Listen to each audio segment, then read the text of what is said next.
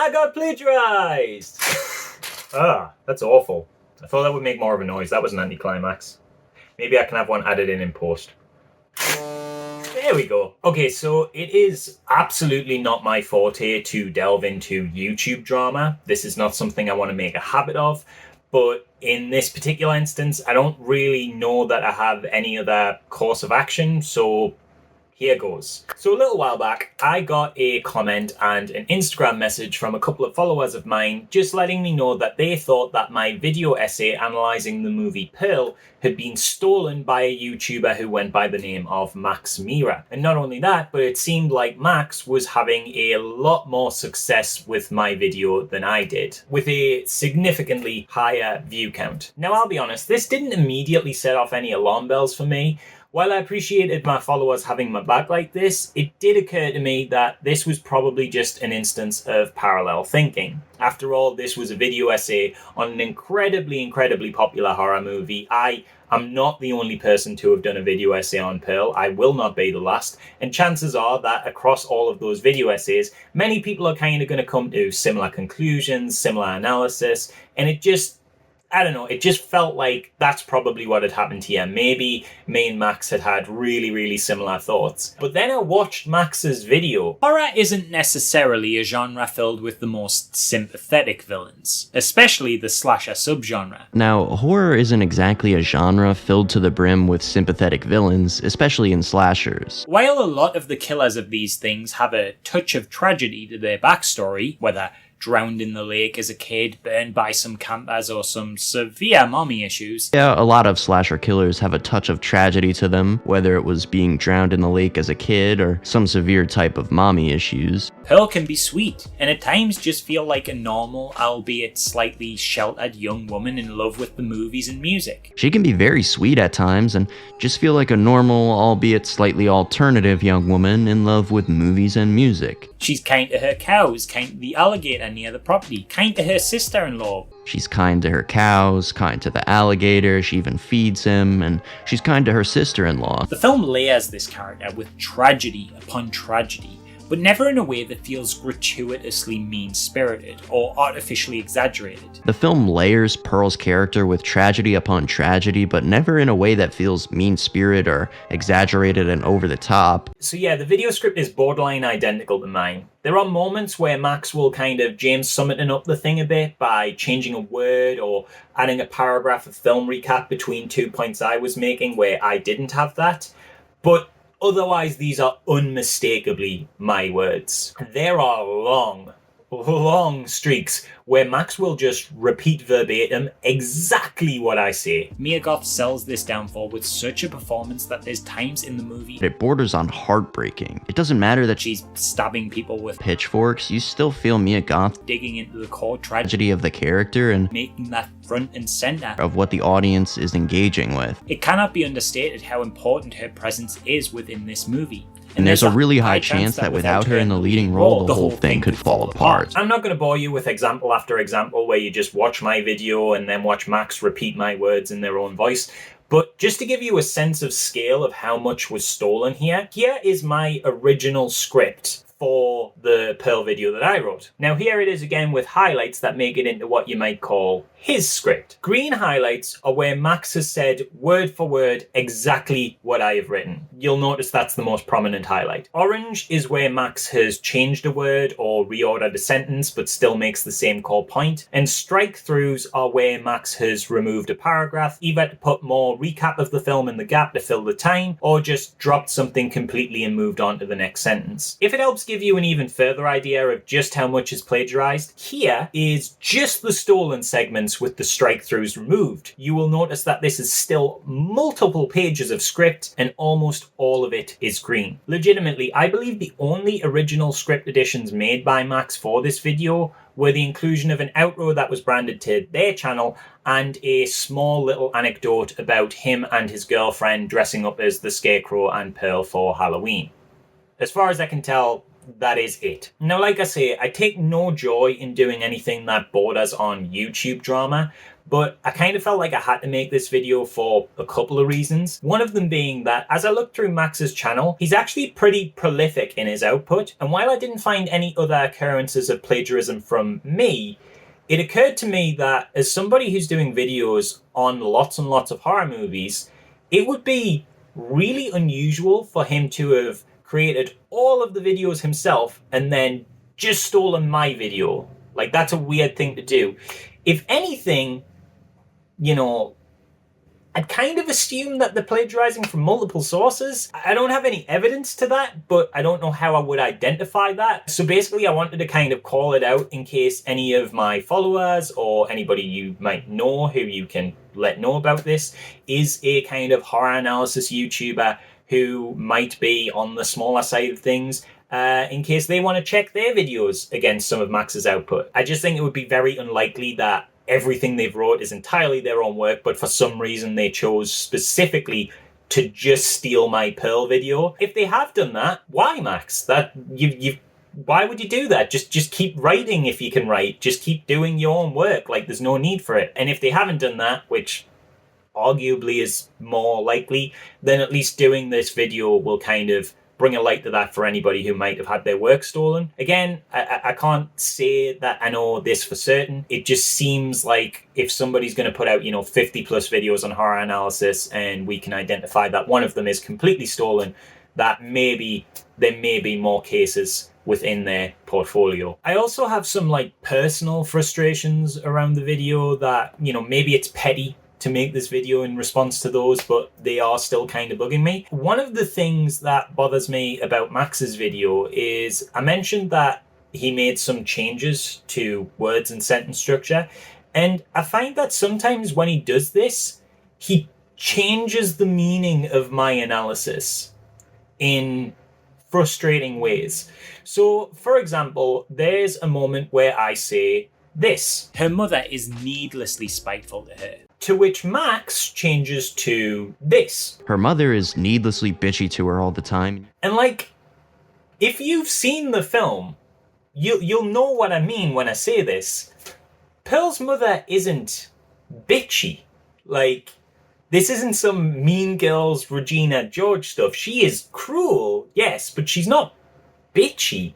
I just find it really frustrating that you've stolen my words, and then one of the only things you've done to make them your own is to just add a misogynistic comment.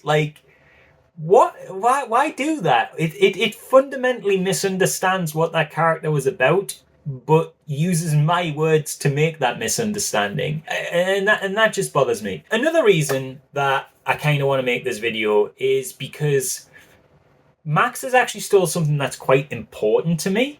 And I know that's probably ludicrous to hear about a video essay on a horror movie, but it'd be one thing if Max, say, stole, my review of Deadpool or something. Sometimes I'll do these kind of quick thoughts on, recent films. I still wouldn't appreciate having those words stolen. I do put thought and effort into how I phrase things, but, it'd be one thing if Max stole something like that. But what Max actually stole was part of my Wholesome Halloween series. And for those of you that do not follow this channel, that thing is my baby. It is a series I do that constantly underperforms because it's not very algorithm friendly, but I do it out of pure joy and passion for it. What Wholesome Halloween was it was this 31-day video essay series where I put out a different video essay on a different horror film every single day of October to celebrate Halloween. And the effort I put into this dwarfs everything else on the channel. I get all made up, I do lighting setups, I do these cool motion graphics and film special intros and things. I get big directors involved.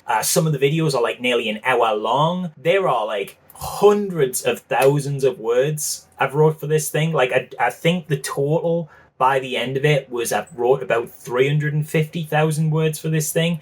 And it really means a lot to me. You know, I've delved into some personal stuff in that series. I've really celebrated, you know, my kind of autistic passion for the genre. And I've done it in a way where I give so much more to this series than anything else on the channel.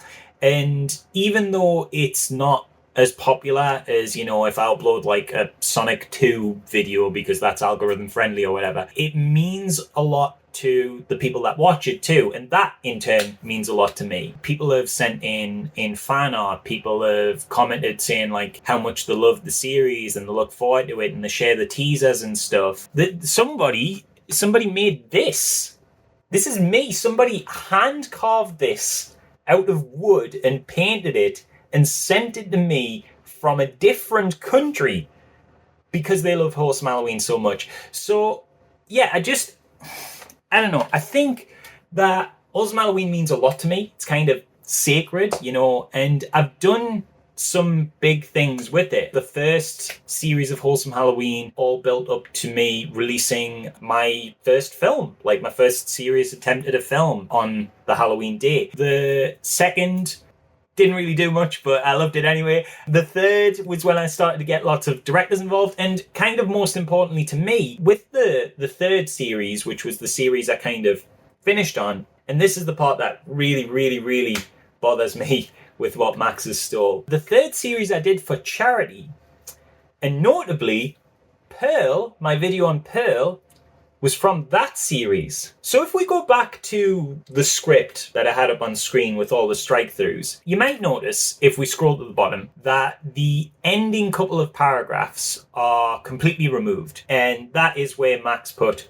his own outro. What you might not have noticed is that struck out section is where I tell people to donate to Trans Lifeline, and that this whole marathon is in aid of them, and all of the profits from all of the videos and all of my Patreon earnings for that month and all of your donations will go directly to that charity. So Max has not only stolen my words, they've chosen to steal a video that was meant to raise money for charity and then removed any reference to that charity, removed any reference to their name, removed any calls to action. They literally went in, took out the charity stuff and released it on their own channel for themselves.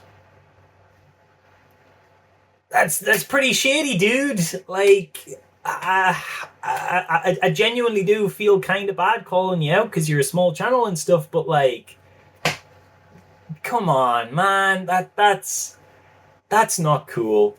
And like, Max, if you're watching this, another thing that frustrates me about this is like, you don't need to do that. You don't need to steal. Talking to everybody, yeah. One thing that really frustrates me about Max, having now seen how much he's stolen from me, is that Max is talented. One thing he did add to the video was this little edited video package intro that kind of cuts to music, and it's good. It's cool. It's just a little 10-second stinger, but it sets the mood. It brings you into the video essay. I didn't have that. They did, and it's good. It might not seem like much, but the sound is recorded well, and Max has a good like voiceover. And those aren't easy skills to have. You know, it's well edited. They use clips at the right time and stuff. Something they do that I don't do is they kind of put in audio from the clips to have little gaps between paragraphs, and I thought that was a really nice touch. So clearly, like, they're very talented at this stuff. Like, the thumbnail is far better than mine. Well done. Like, that's some great artwork. Hey, VoiceOver Dan here, cutting in real quick to interrupt that thought. My friend who is kindly editing this video for me while I'm away has informed me that he decided to do a reverse image search on this thumbnail, and it looks like it might be stolen too. As far as we can tell, this is a custom poster made by a graphic designer on Twitter who goes by the handle @DiezOrico, just rotated 90 degrees. This poster was posted 4 months before Max's video too, and while it's possible Max may have asked for permission to use this, there is currently no reference to this artist in Max's video description right now, so make of that what you will. Anyway, sorry to interrupt, back to other me. So, you know, maybe just use all of those skills and all of that talent on things that you've created, because you're kind of good at this. Like, don't steal other people's work.